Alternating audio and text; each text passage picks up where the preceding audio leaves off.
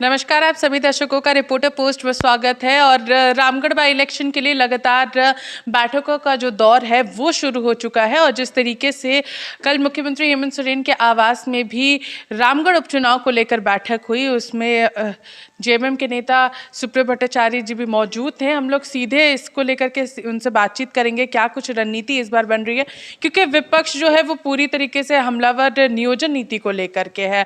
दादा, कल क्या कुछ चर्चा हुई बैठक में रामगढ़ बाई इलेक्शन को लेकर?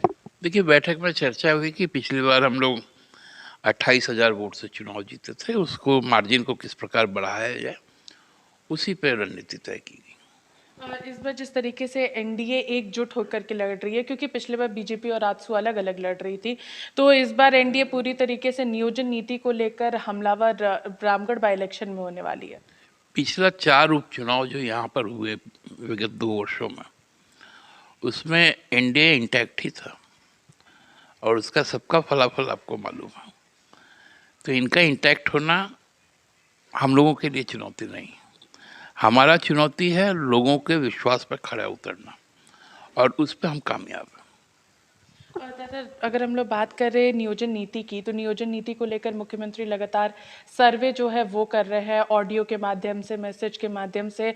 और जिस तरीके से शिक्षा मंत्री ने बताया कि लगभग 7 लाख लोगों तक अभी तक ये सर्वे जो है वो पहुंच चुका है, नई नियोजन नीति को लेकर के जो विचार विमर्श करना है।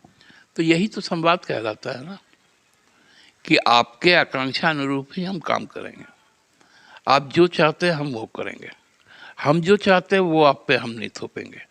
ये हमारी परंपरा है और इस परंपरा के तहत हम लोगों तक जा रहे हैं। तो सर, क्या कुछ नियोजन नीति को लेकर अभ्यर्थियों को क्या कहिएगा, वो भी रामगढ़ बाई इलेक्शन में? अच्छी बात है ना, चुनाव तो सबको लड़ना चाहिए, ज़्यादा से ज़्यादा लोगों को लड़ना चाहिए। और सरकार का जो भी पक्ष होगा, वो सरकार का जो उचित प्लेटफॉर्म है विधानसभा, उसमें सरकार अपना पक्ष रखेगी। तो नई नियोजन नीति बजट सत्र में आ रही है, निश्चित तौर पर उस पर बातें होंगी, क्यों नहीं होंगी बातें, क्योंकि ये हमारी प्राथमिकताओं में से सर्वोच्च है।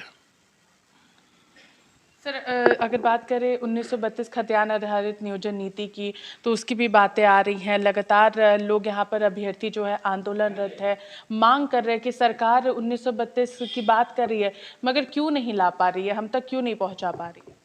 देखिए, कुछ लोग हाईकोर्ट चल गए थे, राज्यपाल महोदय ने उस बिल को वापस किया है। उसका जो तकनीकी पहलू है उसको भी हम लोग देख रहे हैं, और उसको कैसे कानूनी जामा पहनाया जाए उस पर लोग गंभीरता से विचार कर रहे हैं। और लगभग हम लोग अब तैयारी कर चुके हैं, जब विधानसभा का सत्र होगा तो फलाफल आप लोग के सामने होगा।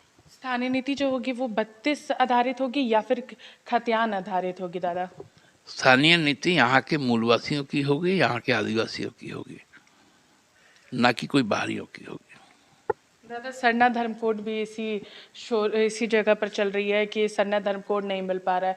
आज हजारों की संख्या में लोग जुटे थे सरना धर्म कोड की मांग को लेकर के, क्या कुछ कहेगा? काफी इंतजार जो है उन लोगों को करना पड़ रहा है। उसलिए तो हमने कहा कि प्रधानमंत्री जी आज आदि महोत्सव का उद्घाटन किया, उसमें आदि धर्म का कोई चर्चा ही नहीं किया। तो इस तरह यदि कोई केंद्र सरकार ठगे, भारतीय जनता पार्टी ठगे आदिवासियों को, उसी के खिलाफ तो हम लोगों का आक्रोश है। तो ये थे हमारे साथ सुप्रियो भट्टाचार्य जी, जिन्होंने अपनी बातों को स्पष्ट रूप से रखा कि नई नियोजन नीति हम लोगों की प्रमुख यहाँ पर बातें हैं, क्योंकि अभ्यर्थी से जुड़ा हुआ मामला है और इसको लेकर के सरकार बहुत जल्द पहल भी करेगी। बजट सत्र में नई नियोजन नीति के साथ सरकार आने वाली है और 1932 खतियान जो है, यहाँ की स्थानीयता जो है वो यहाँ के आदिवासी मूलवासी स्थानीय लोगों का है, बाहरियों का नहीं है। तब तक के लिए बने रही रिपोर्टर पोस्ट के साथ, मैं पूजा। नमस्कार।